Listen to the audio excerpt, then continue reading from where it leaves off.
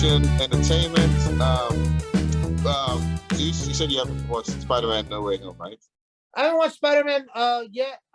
We neither of us have watched Eternals, and that one actually is coming back into Disney Plus, I think, in a couple of weeks. So by the time that we record again, we should both be able to watch this. I should have watched that and finished Hawkeye real quickly. I will say, unless for some reason the quality drops off, I am going to rate Hawkeye right now as my favorite MCU show out of WandaVision, Loki, and Falcon and the Winter Soldier. Honestly, to me, my favorite so far has been Hawkeye. Has everything to do, a lot to do with Jeremy Renner, but I think a lot of it has to do with Haley Steinfeld. Steinfeld, yeah. Steinfeld or Steinfeld? I know we had the same issue before too. Yeah. No, the finale was a 1 out of 10, so it's gonna drop off. No, I'm kidding. Oh, great! It's pretty good. It's pretty good. Big Games of Thrones to me. Yeah, I really liked Hawkeye as well. And yeah, we'll talk about it more when you finish it. We'll do a longer MCU segment. You know, that's all we do on the show anyway. So it's probably good that we're giving it a break this time. Okay, so we'll talk about No Way Home and Eternals next time. I want to talk about The Matrix. So I watched The Matrix on Disney Plus. HBO Max. As we've talked about many times on the show, HBO Max through 2021 did this thing where they did a day and date release of movies that were in theaters, also on HBO Max. And I think part of what hurts The Matrix is that it came out around the same time as Spider-Man No Way Home. So there's going to be comparisons there. I mean, you're thinking Matrix and Spider-Man, how are there comparisons? Trust me, there are. But the other problem with The Matrix is that it had a very smart idea for what it was trying to do. And you haven't seen it, have you? You haven't seen it. Your review will have to be spoiler-free, man. Yeah. It has a very smart idea of what it was trying to do. And the next sentence is they all die. Don't do that. That's a smart idea of what it was trying to do. It's very meta in its delivery of the content. But I felt like it had an issue of being a little too on the nose. I was worried when I saw some people's comments before that it was going to be like preachy and like liberal and stuff, because I kept seeing, oh, the woke Matrix. And I'm like, I think the first Matrix was kind of a woke Matrix. If you're but I didn't even get that when I watched that. I wasn't getting like liberal vibes or whatever. I just got like, you know, we're trying to reinvent the wheel. No, not reinvent the wheel. Sorry, we're trying to we're trying to re-engineer what it means to be a sequel. You know, and so that's what they were going for with this.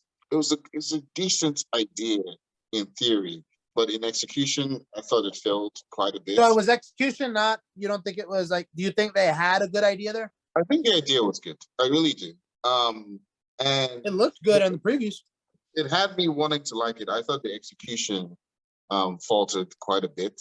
Another thing I noticed is that, and I think you'll notice it when you watch it too, I felt like the first Matrix, well, the first trilogy was very heavy on like martial arts, like on the actual like martial arts choreography part of it. And this wasn't. Like, this felt more, there was a lot more gun kata, you know, like gunplay, so like John Wick stuff. But also there was a lot of like it's a bit of a spoiler, but it's in the trailers, I believe. There's a lot of like forced pushing, like how Anakin Skywalker can like force push things. My question would be then, do you think that is them trying to keep up with the Joneses when it comes to what's popular now? Like John Wick? Yeah, the John Wick, and then kind of the superhero element kind of stuff. If they were trying to like keep up with what's popular now, I think they really dropped the ball, because as we saw with Shang-Chi, people love martial arts. Yeah, people love that. And honestly, that's one of people's favorite scenes from the first Matrix movie, the very first one, where Neo and Morpheus are doing their little like Yeah. training scene. And there was a callback to that in this movie. But people love the hand-to-hand stuff, and to almost completely take it away, I was very upset about it. And I haven't actually seen that talked about enough in like the reviews. But yeah, that part upset me about it. Yeah, it's mostly just an execution thing for me. Question. Yeah, go ahead. If this had been its own movie, not The Matrix, not related to The Matrix, do you think it would have been okay, or it would have been just another popcorn movie? If it had been its own movie, I would honestly be like, why am I watching it? I think Damn. the only reason to watch it is because It's because it's The Matrix. Yeah. Like it's a throwaway movie, unfortunately. Yeah, man, I'm not gonna lie, man. The people's reaction to it is the reason why I've been so nervous about watching this movie. Just because I love The Matrix, man. I really do. Like, I'm one of the very few people that thinks The Matrix Resurrection was actually an okay set. It was a damn good send off. Not Resurrection, Revolutions. Yeah. Was a damn good send off. You know, and if they had never made another Matrix movie, I would have been okay with it. Right. Yeah.